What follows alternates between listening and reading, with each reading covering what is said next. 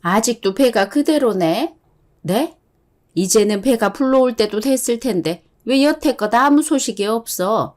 어머님, 아직 신혼 초잖아요. 그리고 저랑 남편이랑 그 부분에 관해서는 신중히 생각하기로 했어요. 천천히 준비해 보려고요.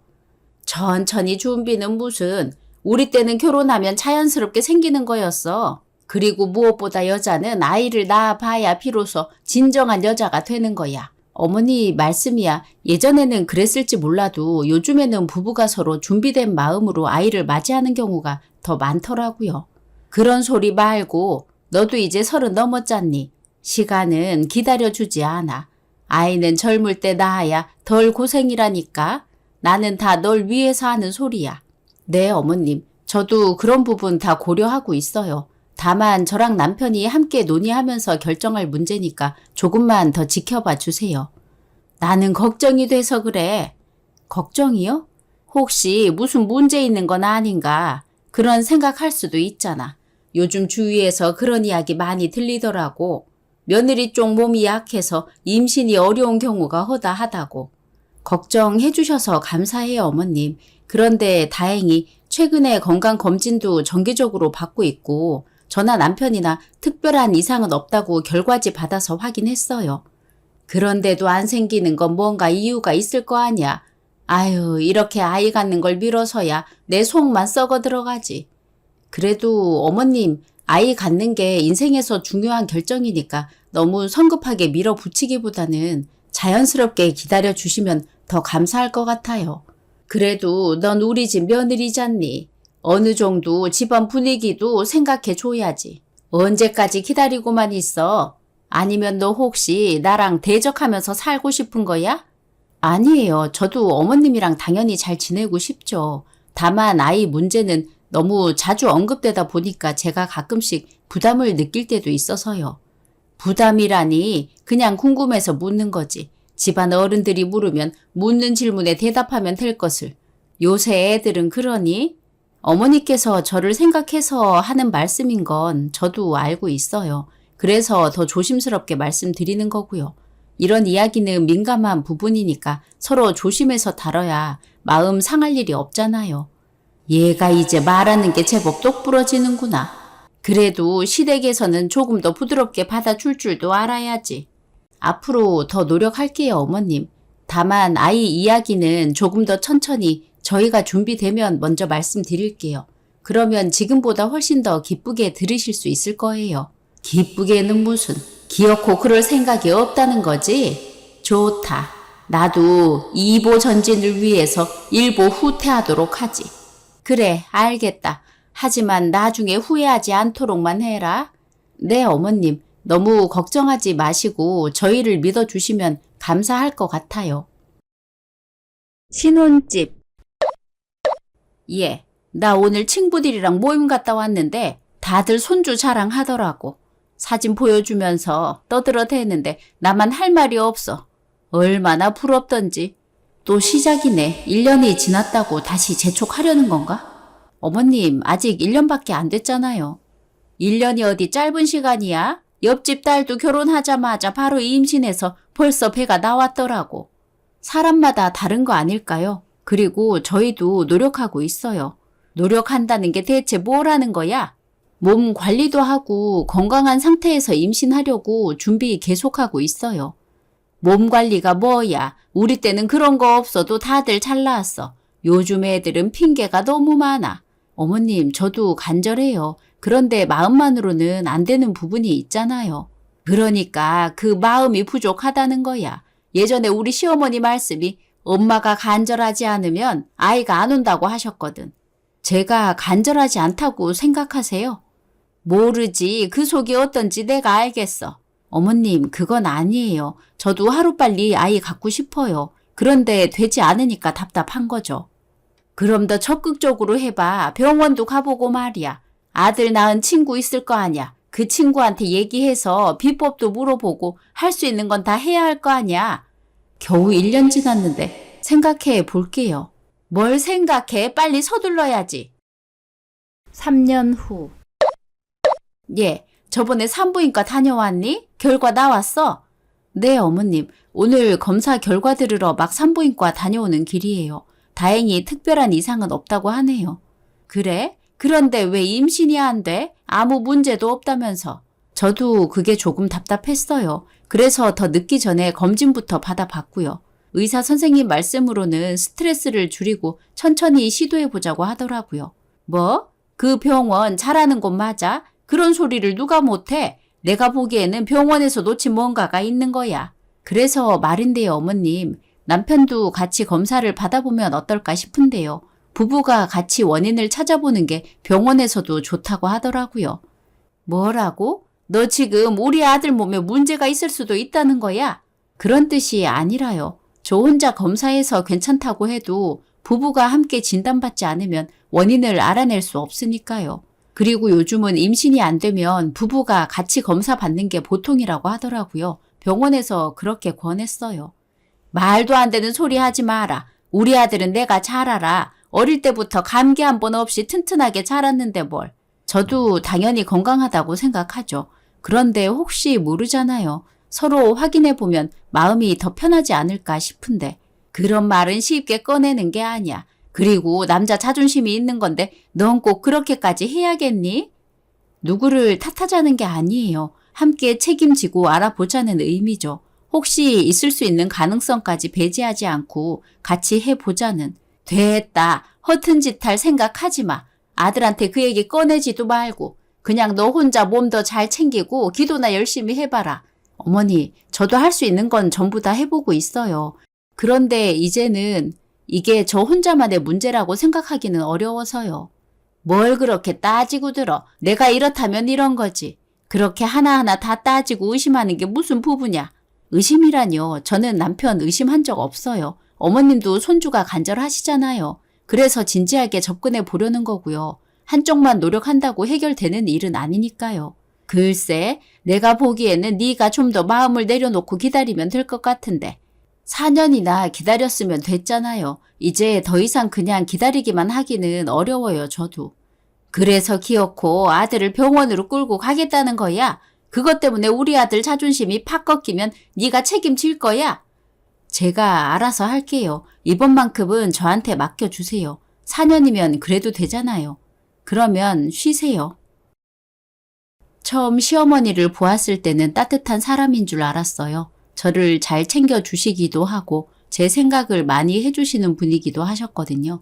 그런데 결혼하고 나서는 대뜸 아이를 언제 가질 건지 재촉하기 시작했습니다. 남편은 체면과 의전을 중시하는 선비 스타일이었어요. 그래서 어머님이 저렇게 말해도 옆에서 끼어들거나 막아주거나 그런 성격은 아니었죠. 그저 아랫사람이 윗사람에게 예를 갖춰야 한다는 신념 때문에 어머님이 제게 뭐라고 하든 내버려두는 사람이었습니다. 물론 저도 아이를 가지고 싶었어요. 하지만 갖고 싶다고 가질 수 있는 게 아니잖아요. 결혼하고 4년 차에 들어섰는데도 아이가 생기지 않고 있었어요. 신혼집. 여보, 나 할 말이 있는데. 뭔데 이렇게 분위기를 깔아? 무슨 일 있어? 나 얼마 전에 산부인과 다녀왔잖아. 검사 결과는 아무 이상 없다더라고. 그런데? 근데 아직도 아이가 안 생기니까 계속 마음이 불안해. 검사 결과가 이상 없다고 하니까 너무 스트레스 받지 마. 그런데 말이야. 나는 당신도 검사했으면 좋겠는데. 뭐? 우리 둘 다 정확하게 확인해 보는 게 좋지 않을까 해서. 혹시 모르니까 당신도 나랑 같이 병원 가서 검사 받아보면 어때? 나는 괜찮을걸? 아니, 괜찮아. 엄마한테 못 들었어. 어릴 때부터 건강하다고 했잖아. 무슨 병원까지 가려고 해. 그렇게 생각할 수도 있지만 그냥 확실히 하고 싶어서 그래. 나 혼자 확인해서 괜찮다고 해도 그게 전부는 아니니까. 그렇긴 한데 솔직히 조금 민망하잖아. 남자가 그런 진료 받으러 가는 거 조금 껄끄러워. 뭐? 그런 진료 받는 거 껄끄럽다고. 그래서 가기 싫다는 거였어? 나는 병원 가는 게 쉬운 줄 알아. 초음파하고 피검사하고 그런 거 다 하면서도 얼마나 불안했는지 몰라. 근데 당신은 자존심 때문이라는 이유 하나로 그냥 넘기겠다고 하면 나 속상해. 그게 아니라 그냥 타이밍이 조금 지나면 괜찮아질 수도 있지 않나? 너무 조급해하지 말자 우리. 꼭 아이 안 낳아도 나는 괜찮아. 아이 안 낳으면 어머님은 당신이 설득할 수 있어? 저렇게 기다리시는데. 나 매달 가임기 계산하고 약도 챙겨 먹어. 알아? 테스트기도 확인하고 기대했다가 실망하고 이거 나 혼자 반복하고 있는 거야. 이제는 같이 해줬으면 좋겠어. 알았어. 당신이 그렇게까지 부탁한다면 병원 갔다 올게. 같이 가 그럼. 같이 안 가도 괜찮아. 나 혼자 갈 수 있어. 당신도 당신 나름대로 힘들었잖아. 나도 자존심 내려놓고 혼자 해볼게. 여보, 고마워. 일주일 후. 나 왔어.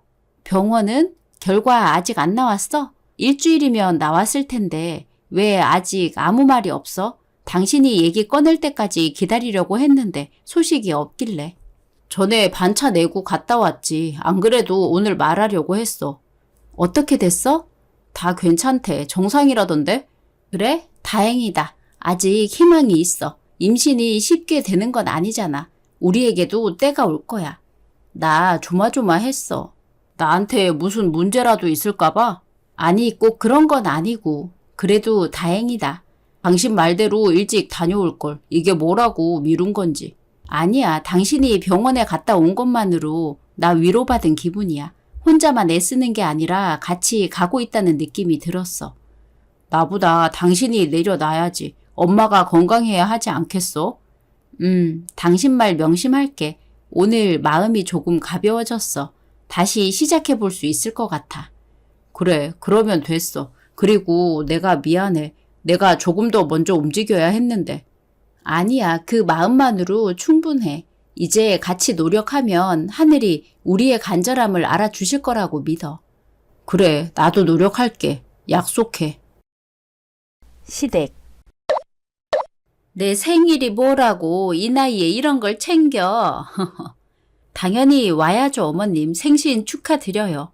그래, 근데 막 대단하게 기분이 좋지만은 않네. 네? 하늘이 네가 우리 집에 온 지도 벌써 4년이 훌쩍 넘었지? 네, 벌써 그렇게 됐네요. 설마 또 그 이야기 하시는 건 아니겠지? 남들은 손주 첫돌이라고 돌잔치 한다고 바쁘다는데 나는 내 생일 잔치나 하고 있네. 생일 선물로 임신 초음파 사진 이런 거 가지고 오면 얼마나 좋아. 어머님, 저랑 이이랑 최선을 다하고 있어요. 그게 최선만으로 되는 일이니?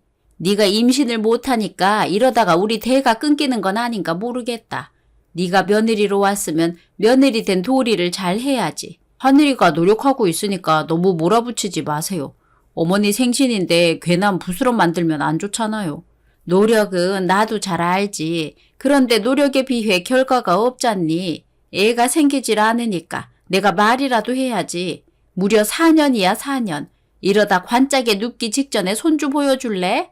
저도 마음이 편한 건 아니에요. 그래서 말이야. 오늘 내 생일이니까 선물로 받고 싶은 게 하나 있는데. 뭔데요? 내가 너랑 꼭 가고 싶은 곳이 있거든. 가고 싶은 곳이요? 어머님 가고 싶은 곳이라면 제가 모실게요.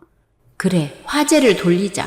여행이 가고 싶으시다면 어머님이 원하는 곳으로 최대한 좋은 코스로 대접하면 돼. 그러면 한동안 임신 이야기에서 벗어날 수 있을 거야. 그래? 네가 그렇게 적극적으로 나와주니 기분이 조금 나아지는구나. 그 말 꼭 지켜야 한다. 그럼요, 물론이죠. 어머님이 가고 싶은 곳이 어디예요? 국내 아니어도 괜찮으니까 편하게 말씀해 주세요. 그건 가보면 안다. 한 가지 분명하게 해두자면 너한테도 꼭 필요한 자리라는 거야. 필요한 자리요? 우리 가문의 대를 잇기 위한 전통 의식이 있거든. 옛날부터 해오던 방식인데 이제 너한테도 전수할 때가 온 것 같구나. 전통 의식이요? 그게 뭔데요? 무슨 내용인지 알려주시면 좋을 것 같은데. 여행이 아니라는 건가? 대체 어디서 뭘 한다는 거지? 또 무슨 꿍꿍이인 거야? 가면 다 알아. 미리 말해봤자 부담만 될 테니까 그냥 마음 열고 따라만 와. 내가 어디 못 갈 곳 데려가겠니? 아니, 그게 아니라 여보, 어머니 말씀 들어봐. 괜히 반감 가지지 말고 어머니는 우리를 위한 일을 하려고 당신한테 알려주시는 거야. 그건 나도 알아. 알지만 어떤 의식인지도 모르는데 그냥 가라고? 무슨 종교 행사인가? 어머님이 종교 있다는 말은 한 번도 못 들어봤는데. 무슨 생각해? 아니야, 그냥 긴장돼서. 어머니가 알아서 해 주실 거야. 당신은 깨끗한 몸만 준비하면 돼. 깨끗한 몸? 근데 당신은 안 가는 거야? 남자는 그 자리에 가면 안 돼. 여자의 몸과 마음을 깨끗이 해서 받아들일 준비를 하는 절차니까. 조상님께 기원하는 의식 같은 거야. 그러니까 그날은 아들 말처럼 몸 정갈이 정돈하고 있으면 돼. 그러면 저만 참여하는 건가요?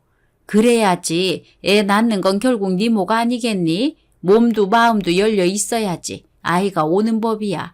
저기 어머님, 솔직히 말씀드리면 저한테 좀 갑작스럽고 낯선 이야기예요. 병원도 다녀왔고 의학적으로 문제 없다는 얘기도 들었고요. 그건 알지만 이 세상에 의학만으로 안 되는 게 있다는 거 우리도 인정해야 하지 않겠어?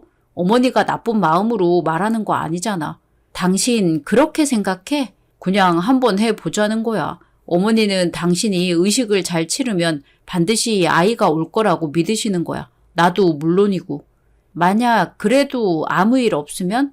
해보지 않은 일인데 왜 벌써 초를 치려고 해? 네가 그런 마음가짐이니까 벌써 불길한 기운이 웃돌잖니. 그리고 안 해보고 후회하기보다 뭐라도 해보고 후회하는 게 낫지. 안 그러니? 네.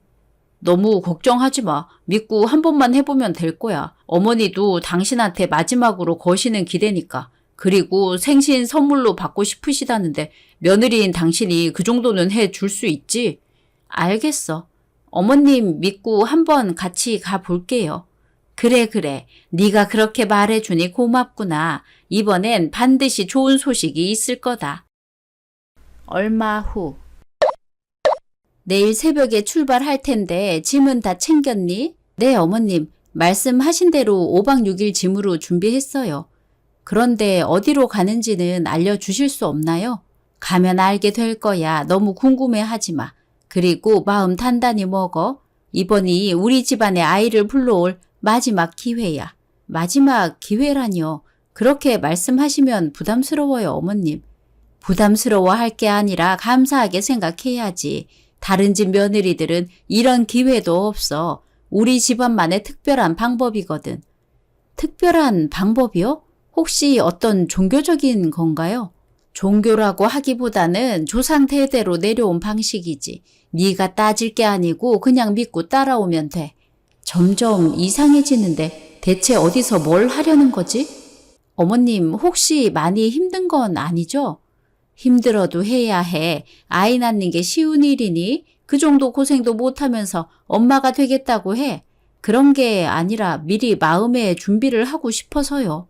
마음 준비는 간단해. 무조건 끝까지 해내겠다는 각오만 하고 오면 돼.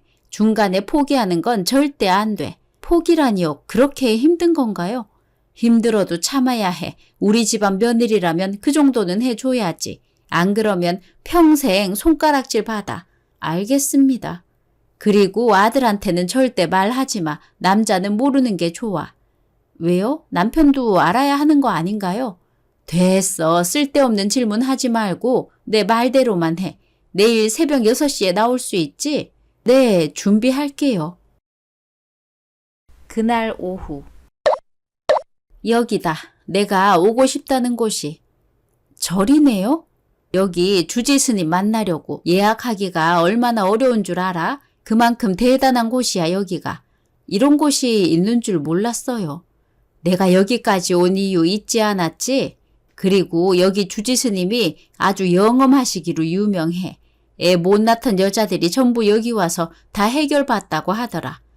멀리서 오시느라 고생하셨습니다. 어서 들어오시지요. 감사합니다. 참 스님, 이 아이가 제 며느리입니다. 전화로 대충 말씀드렸는데 기억하실지 모르겠네요. 이야기는 전에 들었습니다. 아이 때문에 오셨다고요? 네, 맞습니다. 얘가 제 아들이랑 결혼한 지가 벌써 4년이 넘었는데요. 아이 소식이 전혀 없어요. 병원에서도 이상 없다고 하는데 이토록 소식이 없는 게 아무래도 문제가 있는 것 같아서요. 사람 팔자라는 게 있다면서요. 마음이 많이 괴로우셨겠네요. 네?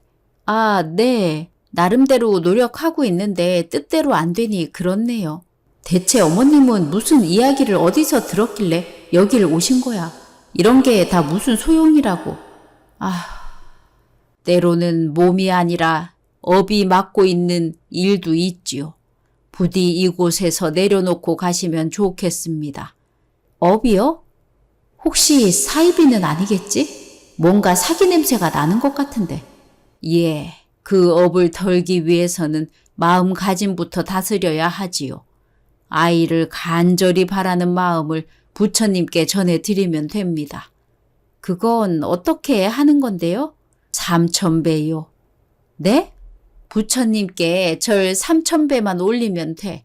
이게 듣기에는 쉬워 보여도 은근히 운동도 된다니까. 네 몸이 건강해야 애도 잘 들어서지. 3,000배라고 하면 절을 3,000번 하라는 말씀이세요?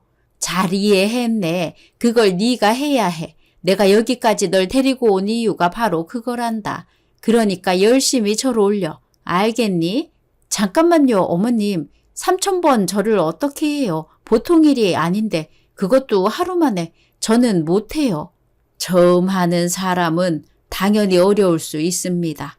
그래서 보통은 3일에 나눠서 하루에 1,000배씩 올리지요. 꼭 3,000배를 다 하지 않아도 됩니다. 그 간절한 마음이 중요하니 몸을 너무 혹사하지는 말고 정성껏 올리세요. 3일 동안 매일요? 그게 꼭 필요한 건가요? 예, 그게 무슨 소리야. 스님, 죄송해요. 애가 아직 철이 없어서 그럽니다. 너 지금 이게 네가 할 수 있는 최선이야? 그것도 몰라? 병원도 안 되고 약도 안 먹히면 결국은 마음을 바로잡아야지. 그렇다고 제 몸도 한계가 있는데 이게 무슨 의식도 아니고 그냥 저를 반복한다는 게 가문의 대가 끊긴다는 게 어떤 건지 몰라서 이래? 안 그래도 친척들 사이에서 무슨 이야기 나오는지 몰라? 이건 단순한 절이 아니야. 우리 집안의 업을 끊고 새 생명을 불러들이는 정성이지. 우리 집에 며느리로 온 거라면 마땅히 그 짐을 져야지. 억지로 하는 것이라면 효험은 없을 것입니다.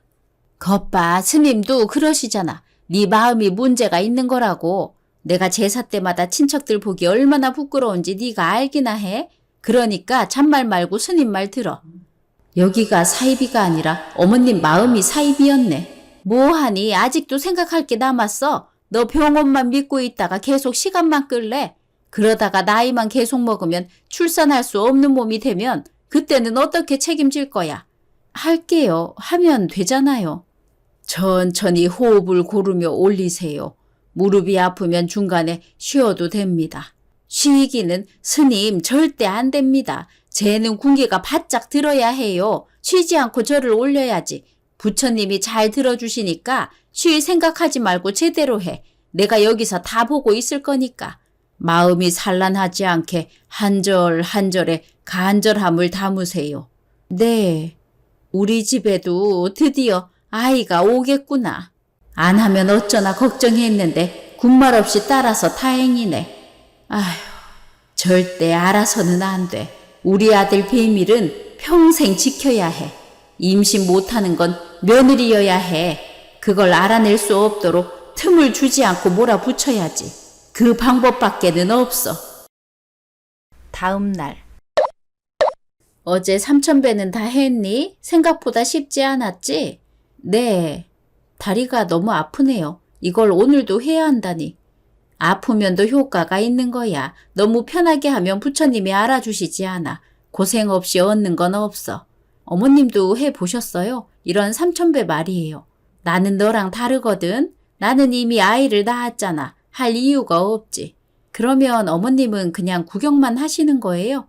구경이 아니라 감독하는 거지. 네가 제대로 하는지 봐야 해. 중간에 대충 하면 안 되니까. 그리고 절할 때 마음가짐이 중요해.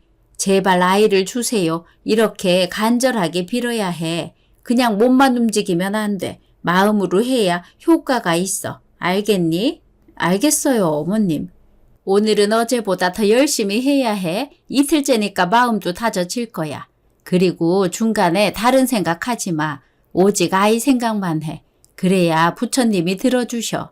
네, 알겠습니다. 좋아, 그럼 시작해. 오늘도 3,000배 다 채워야 해.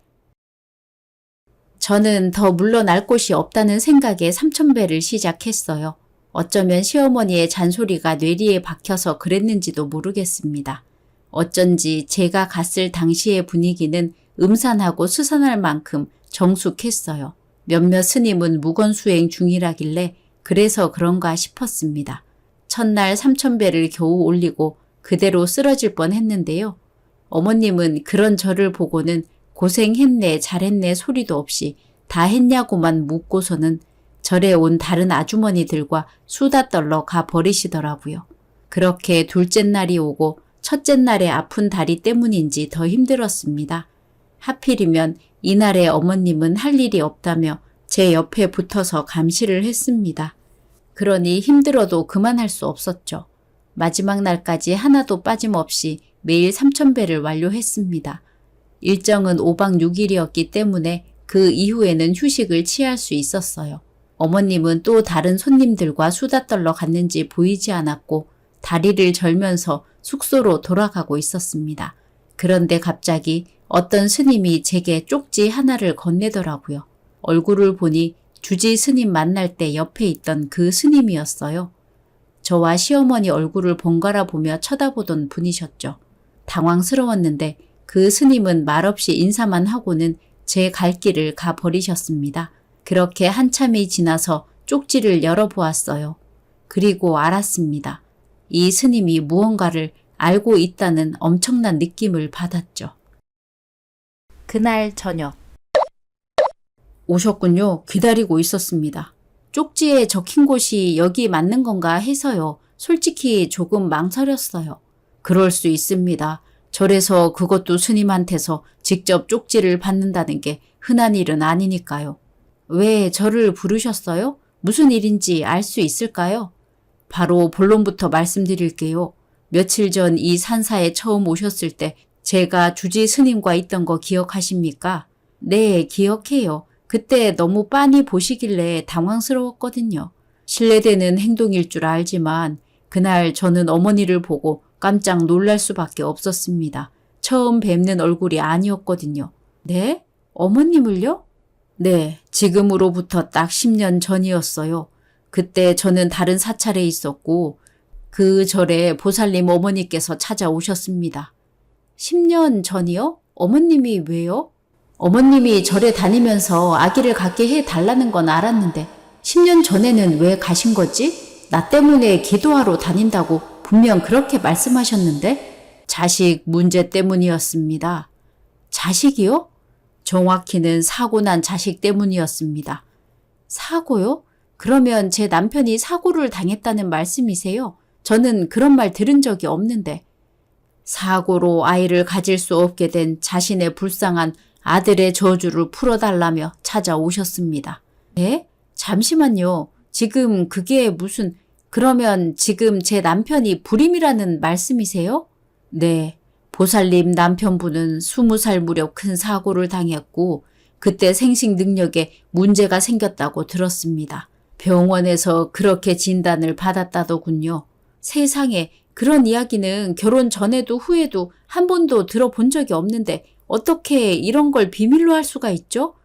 당시 어머님께서는 병보다도 그걸 저주라고 믿고 계시더군요. 아이를 못 낳게 된 아들에게 무언가 씌었다고 생각하셨지요. 그래서 여러 사찰을 전전하며 기도를 올리셨고 제가 있던 절도 그중 하나였습니다. 그러면 남편이 지금 저랑 결혼하기 전부터 아이를 가질 수 없는 상태였단 말씀인가요? 그렇습니다. 그래서 제가 그날 신뢰를 무릅쓰고 두 분을 볼 수밖에 없었던 겁니다. 그 사실을 알고 있는지 아닌지 그런데 역시나 아니었더군요. 네, 전혀 몰랐어요. 그걸 다 알고 있으면서도 어머님은 계속 저한테 임신 이야기를 하셨어요. 불임이 마치 제 탓인 것처럼요. 병원에 다녀오라고 하고 조급해하지 말라면서도 압박을 계속 주고 있었죠. 모든 원인을 며느리에게서 찾는 사람이 아직도 많습니다. 하지만 그건 너무 비열한 거잖아요. 본인 아들이 불임이라는 걸 뻔히 알면서도 그걸 숨기고 저한테만 부담을 지운 거라고요. 어머님께서는 죄책감과 두려움이 섞여 있었던 것 같습니다. 아들이 문제라면 며느리가 떠날지도 모른다는 두려움, 그리고 가문을 끄는 여자의 역할을 당신에게 떠넘기고 싶었던 마음. 그게 말이 되나요? 저는 진심으로 노력해 왔어요. 검사도 몇 번이나 받고 약까지 먹으라고 해서 먹었고요. 이제는 심지어 마음 단련하라고 3,000배까지 하라고 해서 내 무릎 망가뜨리면서까지 했는데 그 모든 시간 동안 저만 바보였다니 그게 너무 화가 나요, 스님. 그렇게 생각하실 수 있겠지만 저는 꼭 드리고 싶은 말씀이 있습니다. 뭔데요? 보살님은 어떤 잘못도 하지 않았어요. 그리고 진심으로 기도한 사람에게 그 진심은 반드시 어떤 방식으로든 돌아옵니다. 지금 당장은 아니더라도요. 하지만 그 시간은 너무 잔인했어요. 저한테 임신 못하는 사람처럼 얼마나 스트레스를 줬는데요. 몸을 만들라고 강요하질 않나, 업보라고 나더러 짊어지라고. 어떻게 사람이 그럴 수가 있어요? 이제 아셨지 않습니까? 보살님의 업보가 아니라는 사실을. 짊어지지 않아도 되는 짐이지요. 그런데 스님은 왜 그걸 저한테 말씀하시는 거죠? 모른 척 지나칠 수도 있었을 텐데요. 보살님이 그 짐에서 벗어날 자격이 있기 때문입니다. 누군가는 알려줘야 했어요. 그리고 진실을 마주한 보살님이 이제부터 어떤 선택을 하던 그것이야말로 보살님의 몫입니다. 감사합니다. 감사해요. 이 말을 듣지 못했다면 저는 평생 오해하며 살았을지도 몰라요.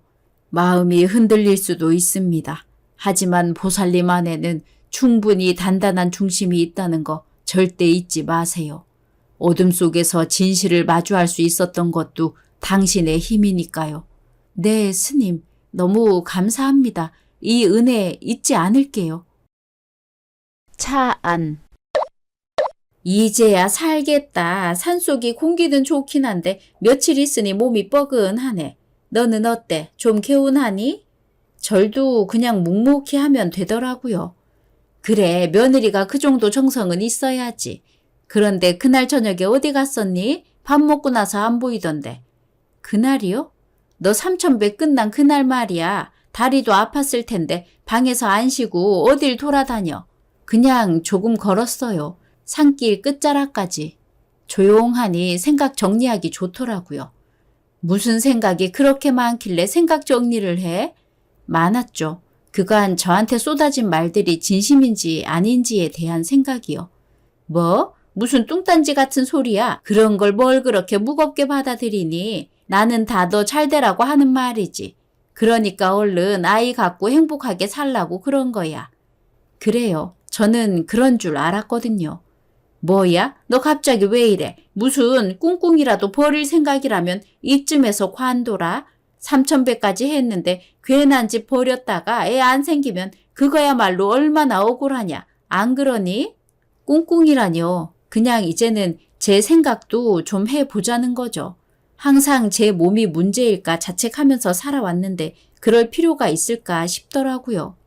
그럴 필요가 왜 없어. 여자한테 아이 낳는 게 얼마나 중요한 일인데. 네가 아이 못 낳는 데에 죄책감을 항상 가지고 있어야 해.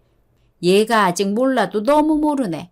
네, 몰랐어요. 어머님도 아시잖아요. 제가 아이 갖기 위해서 얼마나 열심히 노력했는지. 그러니까 지금이라도 그 정성을 더 깊이 들일 타이밍이지. 절은 시작일 뿐이야. 집에 가서도 그 마음 유지해. 3,000배 하면서 간절했던 그 마음 절대 잊어서는 안 돼. 어머님은 왜 그 간절함을 저한테만 바라세요?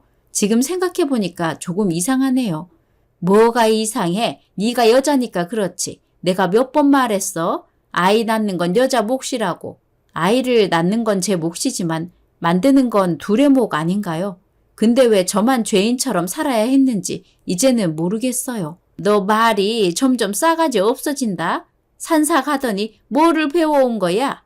스님들 말씀에 정신이라도 팔렸어? 쉬엄쉬엄 해도 된다고 하니까 여유가 생긴 것 같고 그래? 아니요. 오히려 그 반대예요. 눈이 띄었다고 해야 할까요? 어머니가 하시는 말들이 이제는 조금 다르게 들리거든요. 이게 너 내가 어떻게 너를 여기까지 데리고 왔는데 그렇게 절까지 했는데 이제 와서 그따위로 말하는 거야? 절은 제가 했어요. 어머니가 시켜서 한 거지만 끝까지 책임지고 한 건 저였잖아요. 제가 제 마음으로 한 거라고요. 네가 뭘 한다고 그렇게 따져. 애는 여자한테서 나오는 거야. 네가 못 낳으니까 내가 이렇게까지 하는 거라고. 그 말 어머님 습관인가 봐요. 여자니까 며느리니까. 문제는 다 저라는 거죠? 뭐야? 어머님께 그런 말을 너무 들어서 처음에는 그런 줄 알았는데 스님들 말씀 들어보니까 아닌 걸 깨달았거든요. 얘가 무슨 소리 하는 거야? 삼천배를 헛되게 할 셈이야. 그게 네 마지막 기회였는데 이제 네가 날린 거야. 알겠니? 저는 그 절에서 정성만 배운 게 아니에요. 그동안 당연하다고 믿었던 것들이 그렇지만은 않다는 것도 배웠거든요. 어머님께 감사한 마음은 있었는데 이제는 그 감정이 조금 복잡해졌네요. 나도 네가 안 보이는 곳에서 너를 위해 기도했어. 알아? 네가 내 며느리니까 우리 가문에 들어왔으니까 너를 위해서 내가 얼마나 저를 위해 한 기도예요? 아드님이 아니고 갑자기 아들 이야기를 왜 하지? 설마 아들이 뭘 얘기한 건가? 그럴 리가 없을 텐데. 근데 왜 이렇게 알고 있는 것처럼 행동하는 거야? 아이고 머리야. 됐다. 더 듣다가는 내가 열불나 쓰러지겠다. 도착할 때까지 입 다물고 있어. 네, 어머님. 어머니는 그 이후로 저를 피하는 눈치였는데요. 집에 가서는 남편이 잘 다녀왔냐고 물어보길래 저도 물었어요. 비뇨기과 어디서 검사 받았냐고요. 남편은 갑자기 당황하더니 대충 넘어가려고 하더라고요. 이제야 전부 눈에 보이더군요. 이들의 거짓말이요. 그날 밤 남편이 잘 때 남편 카드 사용 기록을 뒤졌는데 병원 간 기록이 없었습니다. 배신감에 치가 떨려서 남편과 이혼하기로 결심했어요. 고통의 시간 속에 살았던 시간을 그들에게 돌려주기로 했죠. 시부 기일. 결혼한 지 벌써 몇 년인데 아직도 대를 이을 생각이 없어? 그러게나 말입니다. 제가 그렇게 얘기를 하는데 며느리가 귓등으로도 안 들으니 참 저도 난감하네요. 뭐하니 얼른 절 안 울리고. 네, 이것만 좀 들려드리고요. 어차피 나는 애 못 낳는 몸이잖아. 다른 여자 만난다고 들킬 일 없어. 걔네가 임신했다고 찾아와서 논란 될 일도 없다니까. 그래도 헛짓거리 할 때 조심해. 그러다가 며느리가 아들 네가 임신 못하는 거 알게 되면 어쩌려고 그래. 걔는 절대 몰라야 해. 그래야 네가 무시 안 당하고 내 체면이 살아. 이게 무슨 소리야? 당신 뭐 하는 거야? 미쳤어? 이게 다 뭐야? 방금 그거 네가 그런 거니? 애초에 아이를 가질 수 없는 몸은 제가 아니라 남편이더라고요. 이 집안의 대를 이어야 할 아들이요. 뭐? 그게 사실이야? 사고로 아이 못 낳는 몸이라는 거 저도 며칠 전에 알게 되었어요. 그런데 어머님은 알고 계셨잖아요. 10년 전에 일어난 일이었는데 저한테 한마디도 안 하셨죠? 저한테 업보니 죄니 하시면서 그건 억측이야. 어디서 그런 소리를? 억측이요? 그러면 어머님을 다시 만난 스님 증언도 있는데 들어보시겠어요? 스님? 설마? 네, 그날 저녁 그 스님 만나러 갔던 거예요. 어머님을 알아보시더라고요. 10년 전 남편이 사고로 아이 못 갖는 몸이 되었다며 그건 저주라고 찾아가셨다면서요. 여보, 그게 아니라 내가 다 설명할게. 어르신들도 다 계시는데 우리 이러지 말자, 어? 그런 사람이 바람을 피워? 우림을 그딴 더러운 곳에 쓰면서 장점이랍시고 나돌아 다녔냐고. 이게 다 사실이야? 어떻게 된 건지 제대로 설명해라. 아닙니다. 그럴 리가 있겠습니까? 우리 아들이 무슨 불임이라니 말도 안 됩니다. 말도 안 되죠. 큰아버지, 아닙니다. 제 아내가 한동안 스트레스가 많았는데 그래서 그런 거예요. 제가 전부 설명하겠습니다. 증거도 명확하게 나왔는데도 잘못을 인정하지 못하겠다는 거야? 이건 집안 망신이다. 망신도 이런 망신이 없지. 돌아가신 아버지와 네 아버지가 이 사실을 알고도 너희를 용서할 수 있을 것 같아? 아닙니다. 잘못했습니다. 다 제 잘못입니다. 우리 아들은 아무 죄가 없어요. 얘도 사고 당해서 그런 거지. 전부 제 잘못입니다. 잘못인 줄 알면 벌을 받아야지. 예? 상속자 명단에서 제외하겠다. 그건 안 됩니다. 할아버지 명의 선산 때문에 아버지 형제들 피 터지게 싸우셨잖아요. 우리 아버지 몫은 저 주셔야죠. 그따위로 하고 뭘 받길 바래. 넌 우리 집안 핏줄도 아냐. 어차피 너한테 바랄 수도 없지만 바라지도 않는다. 그리고 내 동생 일쿠도 자네를 걷어준 건 여기까지야. 이제는 가족이라고 생각 안 할 테니까 각자 갈 길 가자고.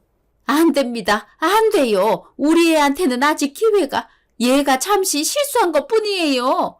그러면 저도 그만 가보겠습니다. 제가 짊어질 업보는 더 이상 없으니까요. 이혼은 서류로 정리하자. 여보! 친정에 먼저 이혼 이야기를 꺼냈어요. 친정 부모님은 열불 내시면서 당장 이혼하라고 했지만 저는 그럴 수 없었습니다. 제가 돌려줘야 할 게 있었으니까요. 친정에 갔다가 집에 돌아왔는데 어머님이 계시더라고요. 둘이 얘기하느라 정신 팔려서 제가 들어오는 줄도 몰랐나 봐요. 그때 녹음한 내용이었어요. 저 혼자 이혼을 준비하면서 곧 있을 시아버지 제사 때 터뜨리기로 결심했죠. 물론 성공적이었습니다. 남편과 이혼은 변호사를 통해 이혼 소송을 제기했어요. 남편이 불임이라는 스님의 증언, 그리고 어머님과 남편의 대화를 증거로 제출했죠. 그 덕에 재산 분할은 당연하고 위자료도 정신적 피해 보상까지 확실하게 받을 수 있었네요.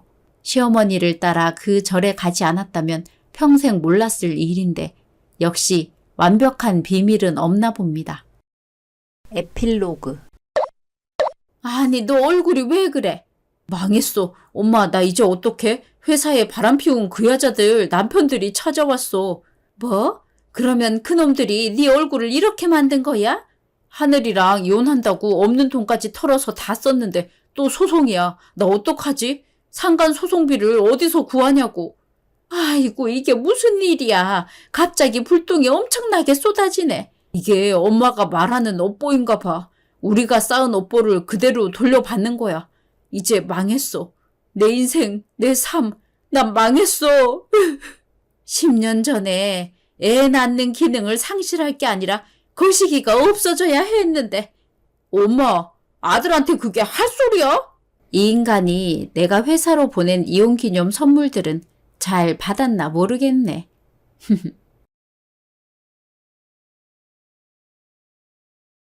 오늘의 이야기는 여기까지입니다.